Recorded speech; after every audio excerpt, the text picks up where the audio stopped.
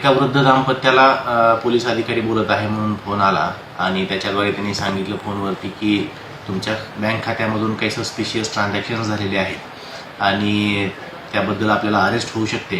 जर ती टाळायची असेल तर त्यांनी काही रकमेची मागणी केली.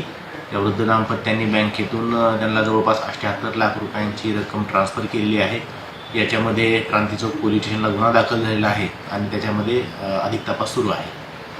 किती तारखेपासून किती तारखेपर्यंत? जवळपास 2 तारखेपासून ते 7 तारखेपर्यंत त्यांचे फोन कॉल झाले आहेत आणि अमाऊंट वेगवेगळ्या टप्प्यामध्ये ट्रान्सफर केलेली आहे. काय आवाहन करणार आपण जनतेला? मी सर्व नागरिकांना अशा प्रकारे आवाहन करेल की पोलीस अशा प्रकारचे कोणतेही कॉल करत नाही की आपल्या बँक खात्यामध्ये सस्पिशियस ट्रान्झॅक्शन झाले आहेत किंवा आपल्याला अरेस्ट केली जाईल किंवा अरेस्ट चुकवण्यासाठी आपल्याला काही रक्कम ट्रान्सफर करावी लागेल. अशा प्रकारचे कोणतेही कॉल्स पोलिसांकडून केले जात नाहीत. जर असे कॉल्स आपल्याला आले असतील किंवा येत असतील तर ते 100% खोटे आहेत.